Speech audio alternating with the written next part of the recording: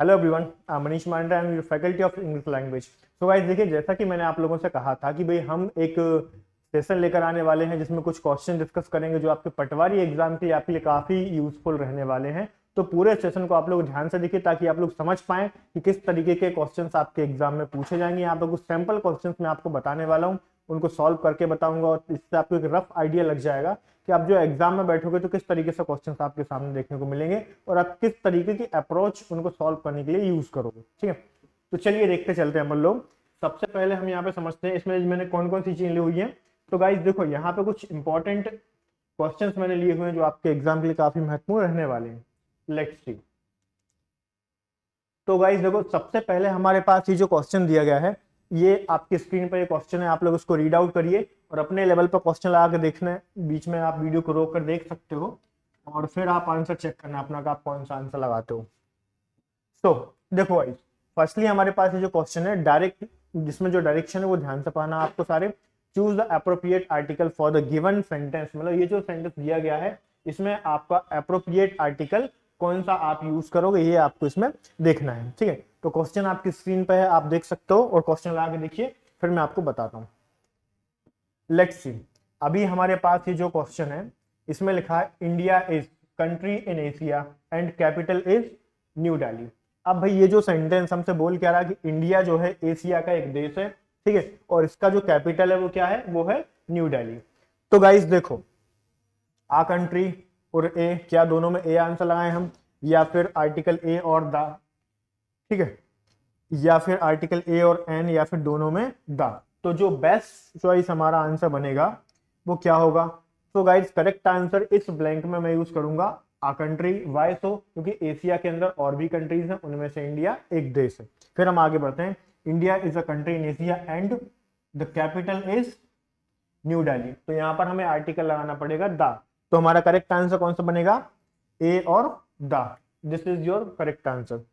तो let's see, फिर अपन आगे बढ़ते हैं और नेक्स्ट क्वेश्चन हमारे पास जो है इसको डिस्कस कर लेते हैं। तो देखो किस तरीके से क्वेश्चंस होते हैं, समझते चलना आप लोग। तो भाई नेक्स्ट हमारे पास जो क्वेश्चन है इसमें हमसे पूछा है कि choose the correct form of the noun for the given sentence. तो मतलब इसमें कौन सा करेक्ट नाउन हम यूज करेंगे हमारा सेंटेंस करेक्ट हो जाए, ये हमें देखना पड़ेगा। ठीक है, सो चलिए देखते हैं। अब ये प्रोवर्ब काफी फेमस है और आप लोगों में से सभी ने सुना होगा। ये प्रोवर्ब हम जनरली डेली लाइफ में भी यूज करते हैं कि भाई prevention is better than cure.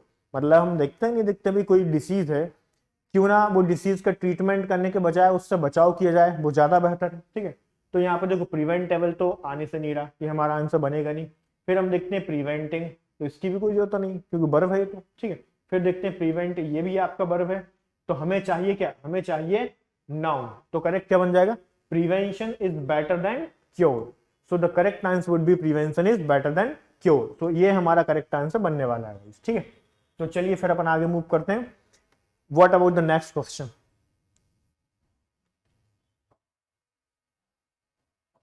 सो देखिए, ये जो नेक्स्ट क्वेश्चन है ये क्या बोल रहा है, इसको समझते हैं। Choose which part of speech. मतलब देखो, पार्ट ऑफ स्पीच के भी क्वेश्चंस आपको एग्जाम में देखे जा सकते हैं और मैं आपको समझा देता हूं। यहाँ पर जो क्वेश्चंस मैंने लिए हुए हैं, जो अलग अलग स्टेट में जो पटवारी के एग्जाम्स होते हैं वहां से कुछ क्वेश्चन लिए हुए हैं जो अपकमिंग आपके जो एग्जाम्स हैं उनके लिए काफी यूजफुल रहने वाले हैं। पटवारी में से क्वेश्चन आपको देखने को मिलेंगे, बहुत हाई लेवल के क्वेश्चन आपको नहीं मिलेंगे। ठीक है, एज अगर हम कंपेयर करें अदर स्टेट के पटवारी से तो। ठीक है, तो चलिए देखते हैं। तो अब यहाँ पे उसने पूछा हमसे कि बताओ ये जो वर्ड है रियली, इस रियली वर्ड का आपको बताना है पार्ट ऑफ स्पीच क्या है। आपको पार्ट ऑफ स्पीच पहचानना समझ में आना चाहिए। ठीक है, तो चलिए देखते हैं। हमने बोला सी क्या है, सी एक प्रोनाउन है, वॉज हेल्पिंग वर्ब है, बियरिंग आपका मेन वर्ब है, रियली आपका एक एडवर्ब हो जाएगा, और ब्यूटीफुल क्या है, ब्यूटीफुल आपका एडजेक्टिव है, और ईयर रिंग्स जो है ये आपका नाउन है। जबकि हमसे उसने क्या पूछा है, ये जो पार्ट है रियली, इसका आपको बताना था part of speech. So guys देखो, इसका पार्ट ऑफ स्पीच बनेगा एडजेक्टिव। जैसा कि आपको पता होना चाहिए, एडजेक्टिव क्वालिटी बताता है किसी भी नाउन या प्रोनाउन की, जबकि एडवर्ब जो है किसी भी वर्ब, फ्रेज या एडजेक्टिव या फिर एडवर्ब की विशेषता भी बताता है। ठीक है, और नाउन तो आपको पता है किसी भी चीज का नाम होता है, और प्रोनाउन जो होता है एक ऐसा वर्ड होता है जो किसी भी नाउन की जगह पे यूज होता है, और हम नाउन के रिपीटेशन को रोकने के लिए इसका यूज करते हैं। ठीक है, आई होप कि यहाँ तक फिर सारी चीजें क्लियर हो गई होंगी। फिर मैं आगे बढ़ता हूँ। ठीक, लेट्स सी।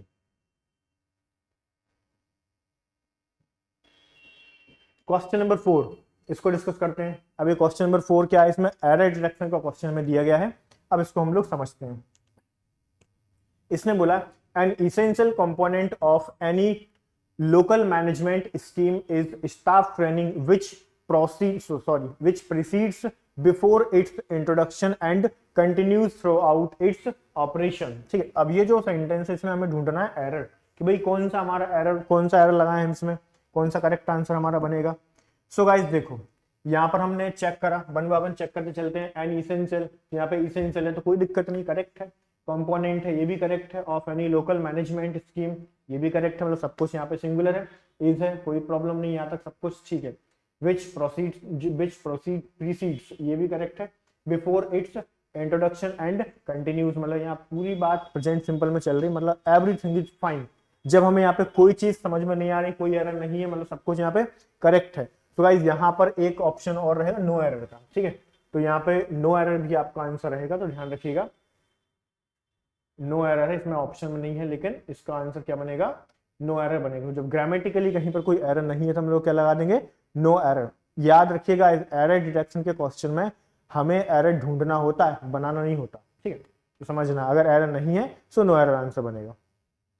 लेट्स सी, फिर हम आगे मूव करते हैं। अब ये जो क्वेश्चन नंबर 5 है, ये क्या बोल रहा है, इसको देखते हैं अपन। सो देखिए, choose the correct meaning of the proverb और इडियम्स एंड फ्रेजेस, ठीक है। अब भाई ये हमारे पास ये जो इडियम है बहुत ही इजी है और हम डेली लाइफ में भी इसको यूज करते हैं, आपको पता होना चाहिए। इसमें आप इससे पूछ क्या रहा है वो आपसे, कि बताओ to make a clean breast, so what does it mean. So to gain a prominence, क्या ऐसा कि बहुत प्रोमिनेंस हमें गेन करना है, ठीक है। या फिर टू प्रेज वन सेल्फ, क्या खुद की तारीफ करना है हमको। या फिर to confess without of reserve, मतलब कोई भी चीज बिल्कुल कन्फेस कर लेना, मान लेना, एक्सेप्ट कर लेना, ठीक है। फिर क्या ऐसा बोल रहा हो, to destroy before it blooms, किसी भी चीज को शुरू होने से पहले ही खत्म कर देना, नो। सो देखो गाइस, यहां पर जो आपका करेक्ट आंसर बनेगा, to make a clean breast का मतलब होता है टू कन्फेस समथिंग, मतलब अगर आपने कुछ भी किया हुआ है, जैसे बहुत सारे लोग जो है टेम्पल्स में जाते हैं और मॉस्क में जाते हैं, चर्च में जाते हैं, तो अपनी जो मिस्टेक्स करते हैं, जो भी गलतियां करते हैं, उनको कन्फेस करते हैं इन फ्रंट ऑफ गॉड, ठीक है। तो कुल मिलाकर बात है टू कन्फेस विदाउट रिजर्व, मतलब बिना किसी चीज के, मतलब बिना कुछ सोचे समझे हम कुछ कन्फेस कर लेते हैं, अपनी गलती मान लेते हैं, एक्सेप्ट कर लेते हैं, उसे बोलते हैं to make a clean breast, ठीक है। सो लेट्स सी, फिर हम आगे मूव करते हैं।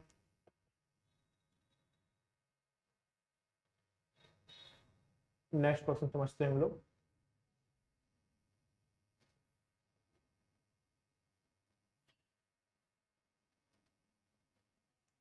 क्वेश्चन नंबर 6, तो व्हाट अबाउट दिस। इसमें हमसे पूछ क्या रहा, सबसे पहले ये समझना बहुत जरूरी है। इसने बोला choose the correct synonym of the given word. So guys, ये हमारे पास जो वर्ड दिया हुआ है, हमें इसमें देखना कि जो एक्यूमेन जो वर्ड है, इसका सिनोनिम क्या, मतलब सिमिलर वर्ड आपके यहाँ पर बताना है, ठीक है। तो गाइस देखिए, एक्यूमेन का मतलब होता है विजडम, क्या होता है, इसका मतलब होता है विजडम, ठीक है, बुद्धिमता, मतलब समझदारी, ठीक है। तो ये उसका मतलब होता है एक्यूमेन। इंटेलिजेंस भी कह सकते हो आप, तो इंटेलिजेंस हुआ, विजडम हुआ, या फिर डेक्सटेरिटी हुआ, ठीक है, एडेप्टनेस हुआ, एप्टनेस हुआ, ये सारे के सारे इसके बन जाएंगे सिनोनिम। तो एक्यूमेन मतलब क्या है, बुद्धिमता। तो मतलब यहाँ पे अबंडेंस का मतलब होता है बहुत ज्यादा, बहुत अधिक होना, प्लेंटी ऑफ। तो ये तो हमारा आंसर एलिमिनेट हो गया। फिर देखते हैं बिटरनेस। बिटरनेस का मतलब होता है कड़वाहट। तो भाई ये बताओ, बुद्धिमता का कड़वाहट से कोई रिलेशन है ही नहीं, मतलब ये भी एलिमिनेट हो गया। फिर बात करते हैं डेफिशिट। गाइस देखो, डेफिसिट का मतलब होता है लॉस, नुकसान, ठीक है। तो अब ये बताओ यार, आपको इसमें लॉस कौन सा समझ में आ रहा है, बुद्धिमता का लॉस से कोई संबंध है क्या, नहीं है। फिर हम यहाँ पे देखते हैं क्विकनेस ऑफ इंसाइट, मतलब किसी भी चीज को समझने की जो क्षमता हमारे अंदर होती है, उसी को क्या बोलते हैं, उसी को बोलते हैं acumen. If you have acumen of English language you can qualify the exam. अगर आप इंग्लिश लैंग्वेज समझते हो अच्छे से तो आप एग्जाम क्वालिफाई कर सकते हो, ठीक है। सो आई थिंक ये भी क्लियर होगा। चलिए फिर हम आगे मूव करते हैं। सो जो नेक्स्ट क्वेश्चन है वो क्या कह रहा है हमसे, उसको समझते हैं। Question number 7। अब ये क्वेश्चन नंबर 7 क्या बोल रहा है, लेट्स सी।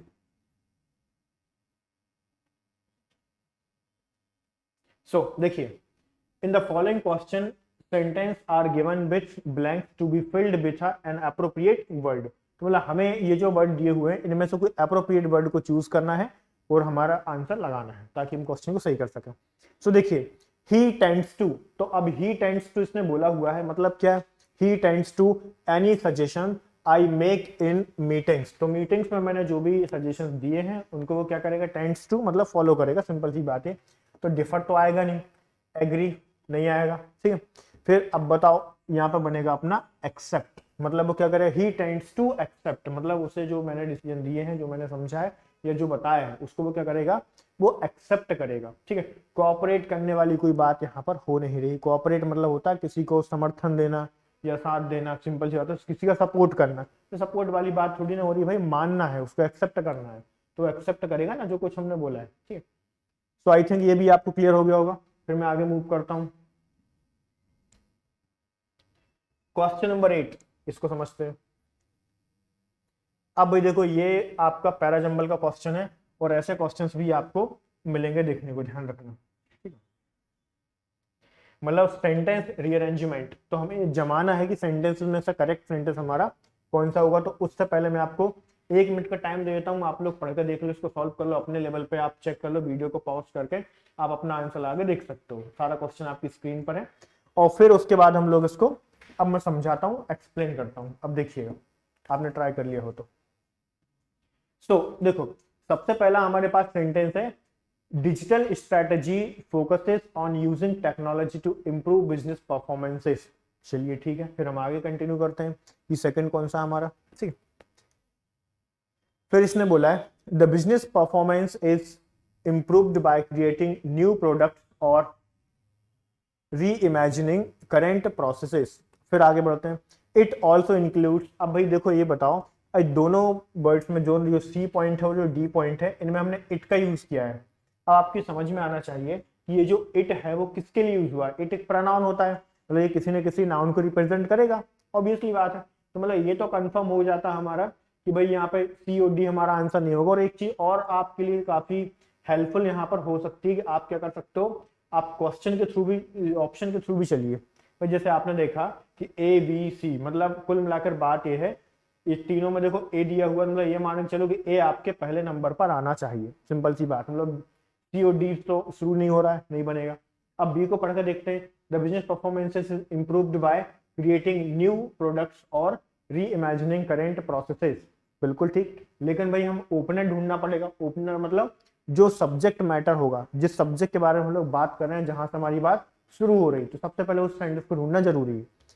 तो ए दिख रहा हमें कि digital strategy focuses on using technology to improve business performances, ये हो गया। उसके बाद देखो बी कंटिन्यू कर रहा है, देखो इसमें भी बात आपने किसकी की है, देखो बिजनेस परफॉर्मेंस की बात यहाँ पर भी हुई है, साथ ही साथ अब देखो जब आपने पहले इंट्रोड्यूस कर दिया, अब दूसरी बार क्या कर रहे हो आप, उसको एक्सप्लेन करोगे, आगे बताओगे। तो यहाँ पे बी आपका आंसर बन जाएगा, the business performances is improved by creating new products और री इमेजिनिंग द प्रोसेस, मतलब यहाँ पे क्या आ जाएगा, बी भी आ गया आपका। फिर अब देखते हैं बी के आगे कौन सा कंटिन्यू करेगा। तो भाई देखो ये बताओ, इसमें थोड़ा सा लॉजिक बताता हूँ आपको। ऐसे अगर मैं डी वाले पॉइंट को पढ़ता हूँ, it specifies the direction and organisation will take to create new competitive advantage which technology. अब भाई यहाँ पर देखो, यहाँ पे इट ऑल्सो मतलब पहले आपने क्या बताया, जो बी में आपने जो परफॉर्मेंस बताया था उस सबको आपने डिस्कस किया। उसके बाद में क्या हुआ कि ये जो डी पार्ट था, डी में आपने उसको और ज्यादा एलेबोरेट किया है, और उसी पॉइंट को आगे कैरी कौन कर रहा है, उसी पॉइंट को आगे कैरी कर रहा है सी। तो इसका मतलब आपको करेक्ट आंसर क्या बन जाएगा, डी आपका करेक्ट आंसर बन जाएगा, ठीक है। चलिए फिर आगे मूव करते हैं। अभी हमारे पास जो नेक्स्ट क्वेश्चन है उसको समझते हैं हम लोग। तो देखो, बड़े छोटे छोटे क्वेश्चंस आपके एग्जाम में आने वाले हैं, बहुत ही टफ लेवल के क्वेश्चंस नहीं बनेंगे, तो डोंट बी कंफ्यूज्ड, ठीक है। अब इसने बोला है कि ये जो काफ है, इसका प्लूरल बताओ। काफ मतलब क्या होता है, बछड़ा जो होता है उसको बोलते हैं काफ, ठीक है। तो भाई इसका आप मुझे बताओ कि हमारा प्लूरल क्या बनता है, क्या काफ्स बनता है, क्या काफ्स बनेगा, या फिर क्या इसमें वीएस लगा देंगे, या फिर एफईएस लगा देंगे। तो करेक्ट आंसर कौन सा चूज करेंगे हम लोग, भाई देखो ध्यान से, इसमें जब भी कोई वर्ड अगर ऐसा एफ पर खत्म होता है तो एफ पर कोई वर्ड खत्म होता है तो हम लोग उसका प्लूरल बनाने के लिए यूज करते हैं। प्लूरल बनाने के लिए हम लोग वी एस लगा देते हैं उसमें। इसका मतलब the correct answer is C. काप्स को आप अपना आंसर चूज करोगे, ठीक है। चलिए आगे मूव करते हैं। तो छोटे क्वेश्चंस में ज्यादा समय नहीं लेंगे, फटाफट डिस्कस करते चलते हैं। अभी देखिए आप लोग, अभी हमारे पास नेक्स्ट क्वेश्चन है, इसमें पूछा है प्रीपोजिशन।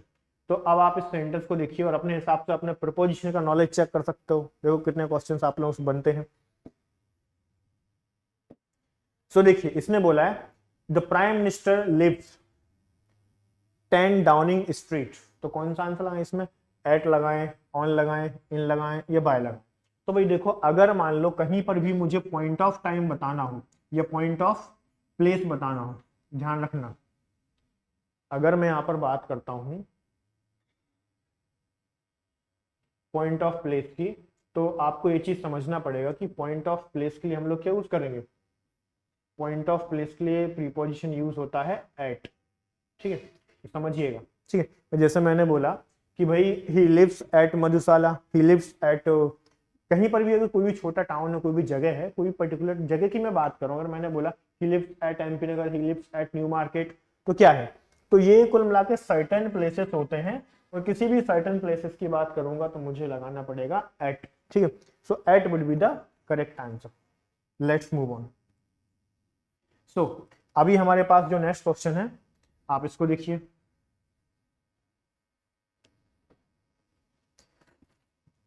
तो यहां पर क्या है, इसने बोला कि भाई इनमें से करेक्ट प्रीपोजिशन बता दो आप हमें, कौन सा करेक्ट प्रीपोजिशन है। आपकी स्क्रीन पर क्वेश्चन है, आप लोग उसको लगा के देखिए।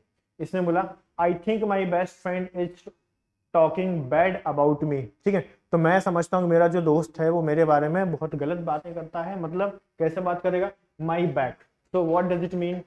तो मतलब कि वो मेरे पीठ पीछे वो गलत बातें करता है। So what does it mean? इसका मतलब है गाइस, इसमें आएगा बिहाइंड। बिहाइंड मतलब के पीछे, तो भाई के पीछे यहाँ पर होना चाहिए, ठीक है। तो ये हमारा आंसर बन जाएगा। ओवर तो आएगा नहीं, ठीक है, इन आएगा नहीं। अक्रॉस उस पार होता तो ये आपका आंसर बनेगा ही। हम सारे एलिमिनेट कर दिए। चलिए फिर आगे मूव करते हैं।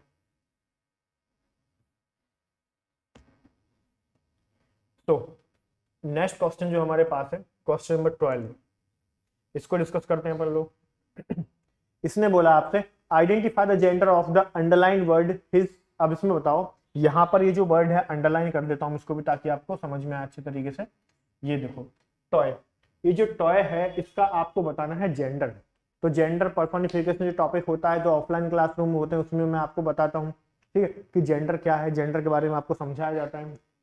भाई देखो ऐसा है कि कोई भी वस्तु है, कोई भी पर्सन है, कोई भी थिंग है, उसका कोई ना कोई तो जेंडर होता है, पर्सनिफाई करते हैं हम उन चीज़ों को। ये मार्कर है, ये स्टाइल है, इसको मैंने इट बोला, ठीक है। कोई व्यक्ति है उसको ही बोलते हैं, कोई गर्ल है उसको सी बोलते हैं, है कि नहीं? इस तरीके से जेंडर होता नहीं होता, फेमिनाइन, मैस्कुलाइन, न्यूटर, कॉमन, ये सब जेंडर होते हैं।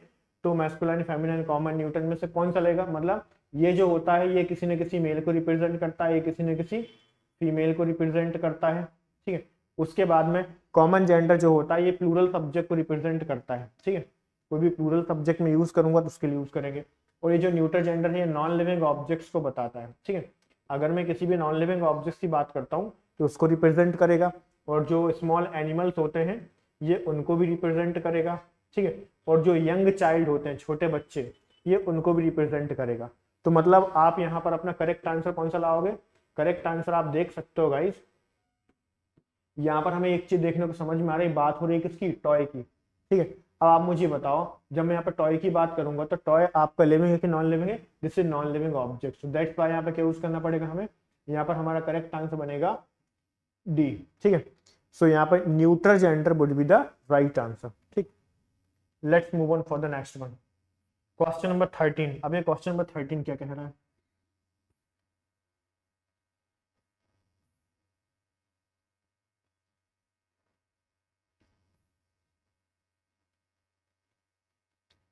सो देखिए ये क्वेश्चन आपके सामने है।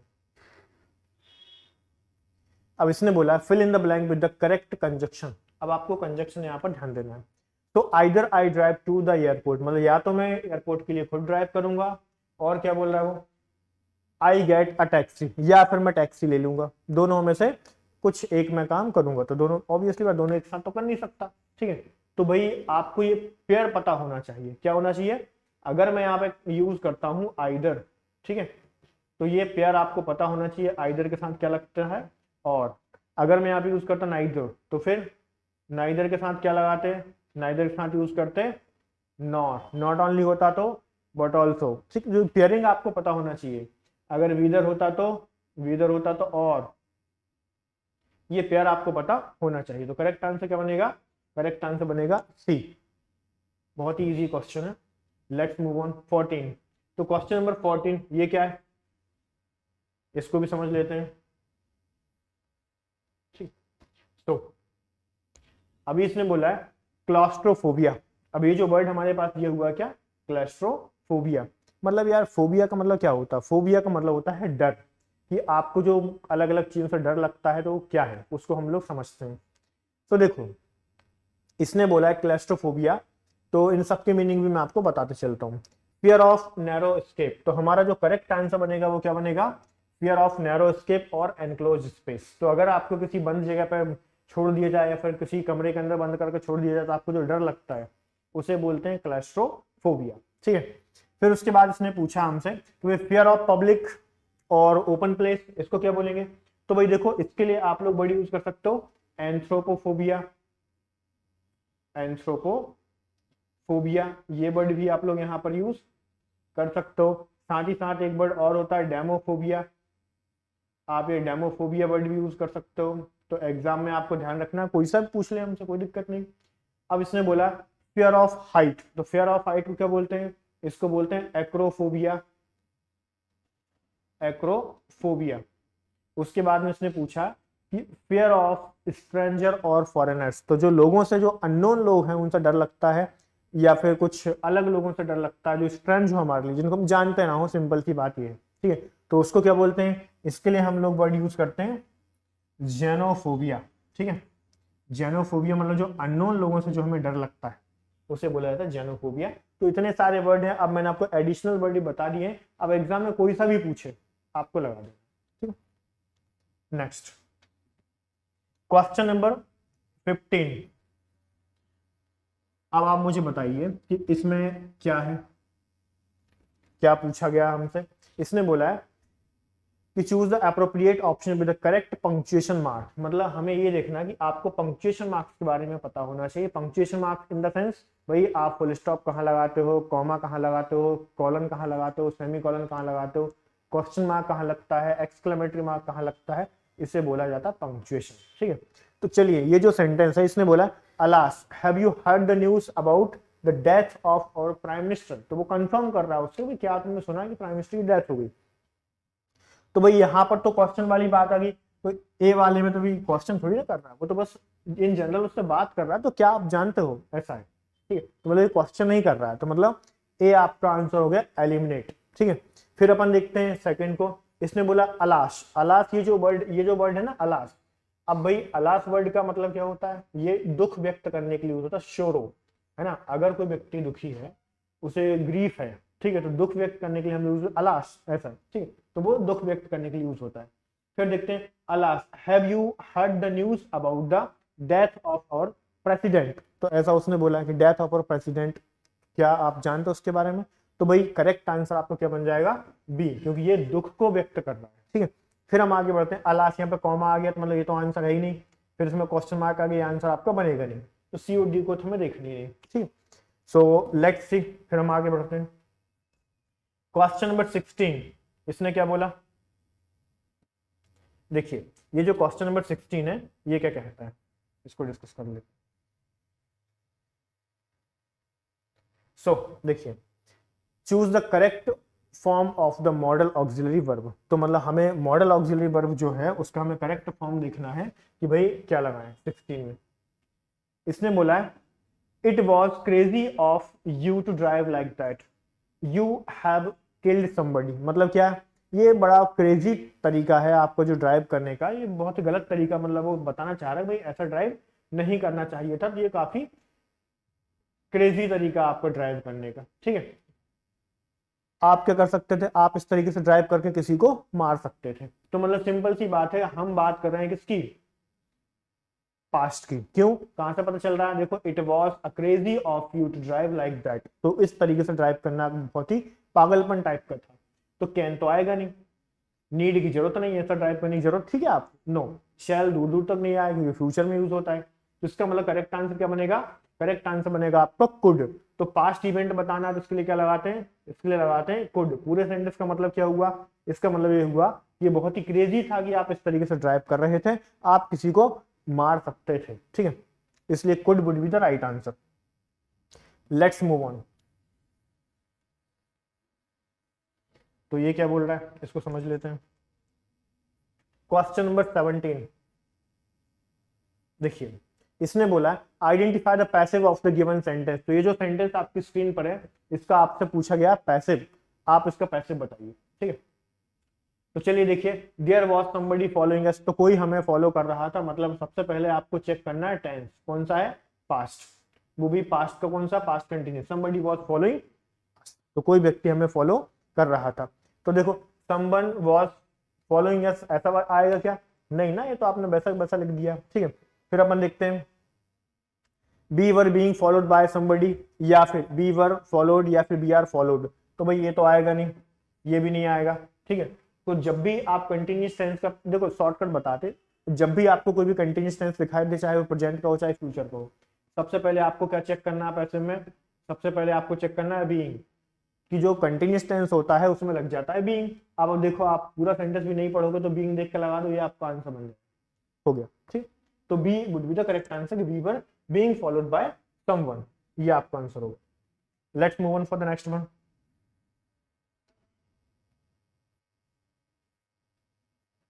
ठीक है, फिर अपन आगे बढ़ते हैं। Question number 18, choose the appropriate collective noun to complete the sentence. मतलब ये जो सेंटेंस है, ऐसा कौन सा कलेक्टिव नाउन है जो इस सेंटेंस को कंप्लीट करता है, ये आपको बताना है, ठीक है। चलिए देखते हैं। इसने बोला try to escape from prison last week, तो पिछले हफ्ते प्रिजन से भागने की कोशिश की, तो किसने की, अब बताओ। अ बैंड ऑफ सेलमेट्स, तो ऐसा है कि सेलमेट्स जो थे उन सब ने ट्राई किया है। फिर आगे देखते हैं अ कॉन्ग्रीगेशन ऑफ कन्विक्ट्स, तो ये बताओ कन्विक्ट्स का कॉन्ग्रीगेशन थोड़ी होता है, कॉन्ग्रीगेशन का मतलब होता है किसी भी रिलीजियस पर्पस के लिए कहीं पे इकट्ठा होना, तो वो तो आंसर बनेगा नहीं। फिर अपन देखते हैं जेल वर्ड्स, तो ये तो कोई बात नहीं हो रही, मूव ऑफ जेल वर्ड्स नहीं, तो जेल के वर्ड्स थोड़ी भागेंगे। अ गैंग ऑफ प्रिजनर्स, ठीक है, तो जो प्रिजनर्स होते हैं उनके क्या है, उनका गैंग था, तो सिंपल सी बात, करेक्ट आंसर यहाँ पे क्या बनना चाहिए। अब देखो ये सेलमेट्स होते हैं, इनका बैंड तो नहीं होता भाई, भाई बैंड तो यार कुल वो जो बजाने वाले उनका रहता है, बैंड ऑफ म्यूजिशियन, म्यूजिशियंस का बैंड होता है, ठीक है। अब यहाँ पे देखेंगे a gang of prisoners, so this would be the correct answer, ठीक। तो कुल मिलाकर अंडरस्टैंडिंग वाला क्वेश्चन है, समझना पड़ेगा भी गैंग किसका होता है जो, और कौन सा वर्ड किसके लिए यूज होता है, ये भी हमें पता होना चाहिए, ठीक है। जैसे एनिमल की बात करूंगा तो मैं हर्ड यूज करूंगा, अगर कीज की बात करूंगा तो बंच यूज करूंगा, कमिटी, पार्लियामेंट, ये सब कलेक्टिव नाउन्स हैं, ठीक। Let's move on. Question number 19, अब ये क्या बोल रहा है, इसको भी समझ लेते हैं, ठीक है। तो भाई समझो इसको, इसमें इसने बोला है कि choose the indirect speech of the given sentence. हमारे पास ये जो सेंटेंस दिया गया है इसका हमें देखना है इनडायरेक्ट स्पीच, और जब भी कहीं पर भी कोई क्वेश्चन आपका डायरेक्ट या इनडायरेक्ट स्पीच से पूछा जाए तो सबसे पहले प्रायोरिटी आपके पास क्या बनती है, सबसे पहली प्रायोरिटी आपकी ये बनती है कि आप उसका क्या चेक करें, टेंस। सबसे पहले आपको उसका टेंस चेक करना कि कौन सा टेंस है, ठीक है। मतलब रिपोर्टिंग वर्ब, किसकी बात कर रहा हूं मैं बात कर रहा हूं यहाँ पर रिपोर्टिंग वर्ब की। तो रिपोर्टिंग वर्ब चेक करना सबसे महत्वपूर्ण बात है। हमने देखो यहाँ पर चेक किया सेज, जब रिपोर्टिंग वर्ब प्रेजेंट टेंस में होती है, so what does it means, we are not going to make any further changes in the reported speech. तो रिपोर्टेड स्पीच में कोई भी चेंजेस नहीं करेंगे, जैसा वैसा वैसा रखेंगे, सिर्फ प्रोनाउन बदलेगा। तो क्योंकि देखो इसमें आ गया वॉज, मतलब ये आंसर मेरा बनेगा नहीं, यहाँ पे प्रेजेंट टेंस है तो नीचे भी प्रेजेंट होना चाहिए, ये भी नहीं आएगा, ये भी नहीं आएगा, बचा क्या, सी। कितना आसान भाई, अगर आप चीजों को प्रैक्टिकल तरीके से समझोगे, सही तरीके से देखोगे, तो आंसर देखो आपके सामने है। भाई आपने रिपोर्टिंग वर्ब चेक किया, हमने सेंटेंस पढ़ा भी नहीं और आंसर लगा दिया, इससे पता चल गया ना। इसी तरीके से आपको फॉलो करना चाहिए, लेकिन हाँ ये तब करना जब प्रॉपर नॉलेज हो, पहले पूरा टॉपिक पढ़िए फिर इस तरीके से सॉल्व करना, ठीक है। फिर हम देखते हैं नेक्स्ट जो क्वेश्चन हमारे पास है इसको डिस्कस करते हैं, क्वेश्चन 20। इसने क्या बोला, इसने बोला है fill in the blank, our new is printed on recycled paper. तो भाई ये बताओ हम प्रिंट क्या करते हैं, स्टेशनरी, स्टेशनरी मतलब इमोबाइल, जो मूवमेंट नहीं करता हो, तो स्टेशनरी इमोबाइल हो जाएगा, मतलब ये मेरा आंसर नहीं बनेगा। फिर बात करते हैं स्टेशनरी, यही हमारा करेक्ट आंसर, ये दोनों की स्पेलिंग ही गलत है, ऐसी स्टेशनरी थोड़ी ना होता है, जो कॉपी पेन पेपर ये सब क्या होता है स्टेशनरी, और जो प्रिंट वर्क होता है वो सब किसके अंदर आता है, वो स्टेशनरी के अंदर आता है। ठीक है, लेट्स सी, फिर आगे मूव किया जाए। क्वेश्चन नंबर 21, इसने बोला है fill the blanks with the past continuous tense of the verb from the given option. तो मतलब पास्ट कंटिन्यूअस टेंस कौन सा है देख के आप लोग बता सकते हो, जिसमें वॉज वर आईएनजी हो वही आपका पास्ट कंटिन्यूअस होता है। ठीक है, आई थिंक अब आप सब लोगों को आंसर मिल गया होगा, कौन सा आएगा, ये आएगा नहीं, ये आएगा नहीं, ये आएगा नहीं, ठीक है, ये आएगा। रीजन क्या था, क्योंकि एवरीवन, तो कहीं पर भी अगर आप इंडेफिनिट नाउन यूज करते हो तो इंडेफिनिट नाउन इन जनरल उसके साथ हम सिंगुलर वर्ब का यूज करते हैं, सिंगुलर प्रोनाउन का यूज करते हैं और मैस्कुलाइन जेंडर का यूज करते हैं। मतलब यहाँ पर मैंने वर्ब वाला आंसर क्यों नहीं लगाया, क्योंकि यहाँ पे एवरीवन की बात थी और एवरीवन होता है सिंगुलर, और जब ये सिंगुलर है तो इसमें वर्ब भी कैसी आएगी, वो भी सिंगुलर आएगी, तो मतलब B is the correct answer. बोलो क्लियर है, लेट्स मूव ऑन। बाकी कमेंट बॉक्स में आप लोग मुझे कमेंट करके बताएं, जो भी डाउट्स वगैरह कंफ्यूजन होता है तो आप लोग कमेंट बॉक्स में कमेंट छोड़ सकते हो। ठीक है, चलिए देखते हैं क्वेश्चन नंबर 22। ये 21 हमने डिस्कस कर चुके हैं, 22 की बात करें। इसने बोला है the minister of education on coming, आगे बोला फ्राइडे, कि भाई आने वाले फ्राइडे को मैं जो है मिनिस्टर से मिलने वाला हूँ। कौन से मिनिस्टर, एजुकेशन मिनिस्टर से मिलने वाला हूँ। तो ये इसने हमसे पूछा हुआ है। अब आपको ये देखना है कि भाई सॉरी इनमें से कौन सा ऑप्शन होगा जो इस सेंटेंस को मीनिंगफुल बनाएगा और कंप्लीट करेगा। तो चलिए देखते हैं। नियर फ्यूचर अगर मुझे कहीं पे बताना होगा, to denote near future what I will use here guys, to denote near future we use present continuous tense. ध्यान रखना, पूरी बात ध्यान से सुनना, जो फर्स्ट टाइम वीडियो देख रहे हो या फिर फर्स्ट टाइम कोई एग्जाम देने वाला हो पटवारी का, वो भी ध्यान रखे। अगर कहीं पे नियर फ्यूचर बताना हो तो to denote near future we can use present continuous tense. मतलब सेंटेंस ये बोल रहा है कि अगले फ्राइडे को, आने वाले फ्राइडे को मैं एजुकेशन मिनिस्टर से मिलने वाला हूं। इसका मतलब है कि आई एम मीटिंग, तो क्या बनेगा, I am meeting, have been meeting, ये बनेगा नहीं। ये सारे ऑप्शन आपके क्या हो गए, एलिमिनेट हो गए, हटाओ सबको। ठीक है, बचा क्या, बी आपको करेक्ट आंसर है। ठीक है, let's move on. Next question जो है उसको डिस्कस कर लेते हैं। 23 इसने बोला है the study of the origin of word, इसको क्या बोलते हैं, इज कॉल्ड। तो शब्दों की उत्पत्ति के बारे में जो स्टडी होती है ये उसने हमसे पूछा है। हिंदी में बोला है शब्द व्युत्पत्ति शास्त्र। तो कौन सा होता है इनमें से बताओ। कुछ ज्यादा हिंदी हो गया लेकिन चलो ठीक है, पता होना चाहिए हमको सब। चलिए देखिए, फिलोलॉजी, इटिमोलॉजी या फिर वर्बोलॉजी या फिर नन ऑफ द अबव। तो कौन सा आंसर करेक्ट होगा गाइस, सबका मीनिंग समझो। ये जो फिलोलॉजी होता है इसका मतलब भी होता है वर्ड या स्टडी ऑफ विजडम या फिर लव ऑफ विजडम। ठीक है, तो जो शब्दों से बहुत प्यार करते हैं, शब्दों को बहुत पसंद करते हैं, शब्दों को बहुत सीखना पसंद करते हैं, ये सब किसके अंदर आता है, ये सब आता है फिलोलॉजी के अंदर, मतलब स्टडी ऑफ वर्ड्स। ठीक है, फिर बात करते हैं वर्बोलॉजी।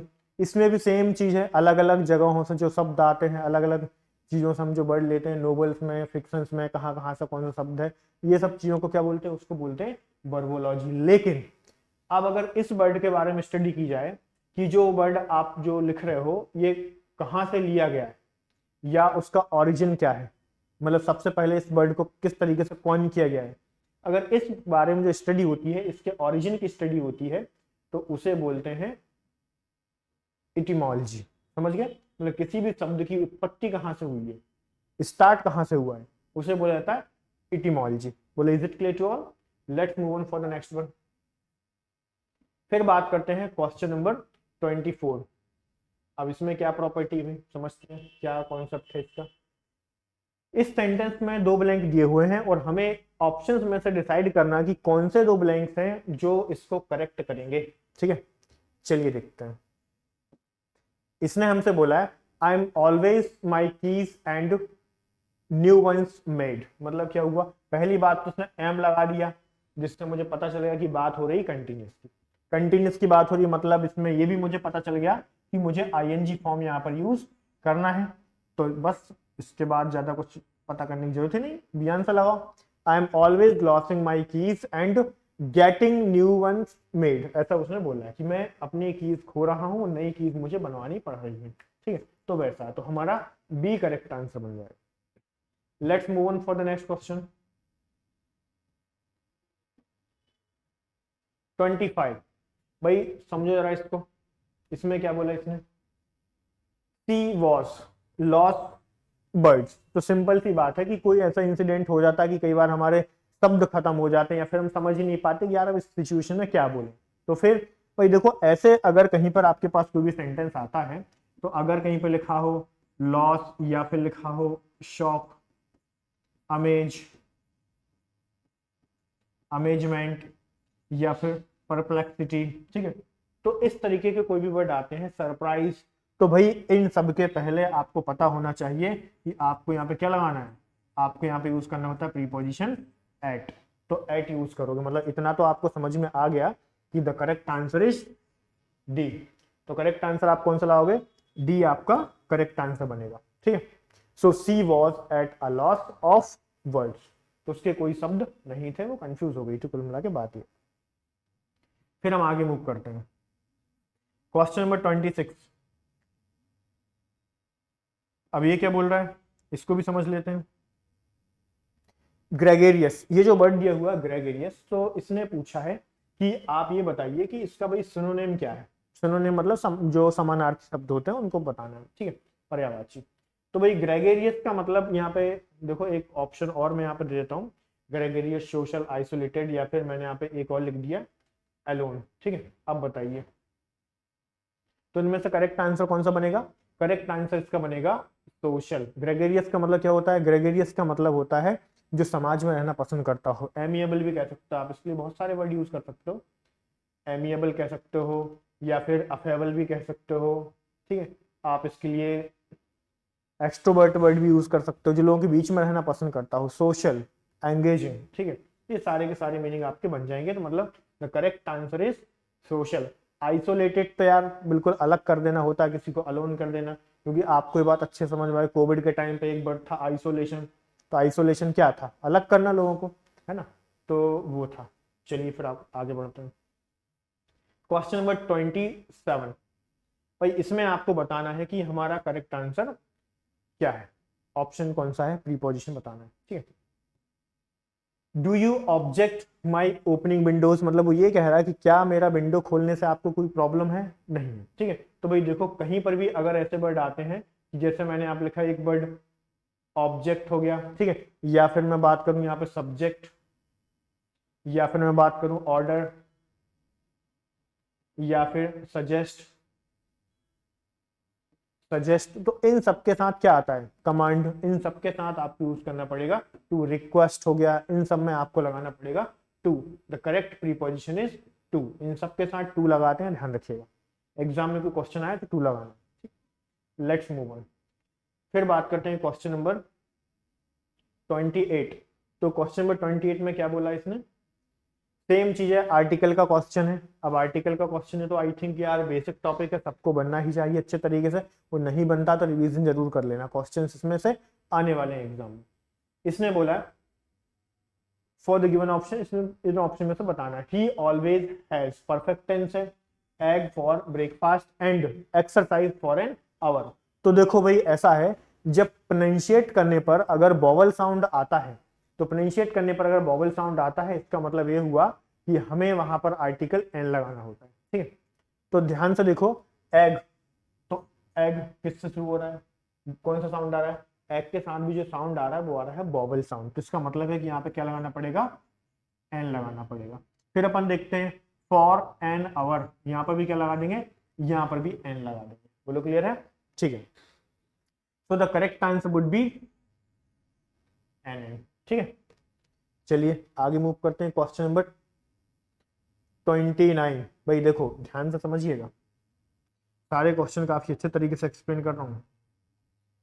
अभी इसने बोला है which of the following will fill the blank, तो कौन सा ऑप्शन है जो ब्लैंक को फिल करेगा, is in the temple for 2 hours. मतलब एक बात तो कंफर्म हो गई, we are talking about period of time, मतलब किसकी बात हो रही, टाइम पीरियड की बात हो रही है कि वो बताओ टेम्पल में कितने समय तक वेट कर रही थी, कितने समय तक सेट वहां पे बैठी हुई थी, सिटिंग कर रही थी। ठीक है, तो भाई सिंपल सी बात यह है कि यहाँ पे 2 घंटे की बात हो रही है, 120 मिनट्स की बात हो रही, तो मतलब समय अंतराल आ गया।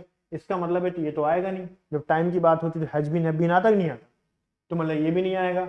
अब यहाँ पे हैज बीन होता तो लगा भी सकते थे, लेकिन आंसर क्या बनेगा फिर, हैड बीन, क्योंकि यहाँ पे टाइम की बात हो रही, she had been sitting in the temple for 2 hours. तो वो मंदिर में कब तक बैठी हुई थी, वो 2 घंटे तक मंदिर में बैठी हुई थी। तो ये हमारा करेक्ट आंसर बनेगा, सी आपका करेक्ट आंसर हो जाएगा। ठीक है, तो चलिए गाइस आगे मूव करते हैं फिर हम लोग। तो भाई ये हमारा लास्ट क्वेश्चन है, इसको भी देखिए और कोशिश करिए आप लोग बनाने की, कितना बन रहा आप लोगों से, बाकी मैं तो बता ही रहा हूँ। ठीक है, इसने बोला है कि एक प्रीफिक्स हमें डिसाइड करना है, जो ऑप्शन दिए हुए हैं इनमें से कौन सा प्रीफिक्स है जो हमारा ये जो वर्ड दिया हुआ है आर्की, इसको सही कर दे। पहले तो आर्की का मतलब समझ लो। आर्की का मतलब क्या होता है, आर्की का मतलब होता है गवर्नमेंट होता है या कोई भी सिस्टम। ठीक है, जो सिस्टम होता है, गवर्नमेंट होती है, उसे क्या बोलते हैं, आर्की। अब इसी में एक वर्ड हम लगा देते हैं एनार्की। तो एनार्की का क्या मतलब हुआ गाइस, भाई एनार्की का मतलब हुआ अराजकता, एक ऐसा शासन जिसमें कोई राजा ना हो, कोई शासन ना हो, कोई व्यवस्था ना हो। ठीक है, तो उसे बोलते हैं क्या, एनार्की, मतलब अराजकता।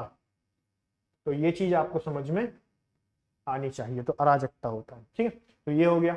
फिर हम आगे मूव करते हैं, एंड ये हमारा लास्ट क्वेश्चन था जैसा कि मैंने आपको बताया। और बाकी और भी आपको लेक्चर्स की रिक्वायरमेंट हो, जो चीज समझ में आई हो, तो वो भी आप कमेंट करके बताएं। जो नहीं समझ आया हो वो भी आप कमेंट बॉक्स में कमेंट करके बताएं, ताकि आपको सारी प्रॉब्लम्स को हम सॉल्यूशन लेकर आ पाए। ठीक, थैंक यू एवरीवन।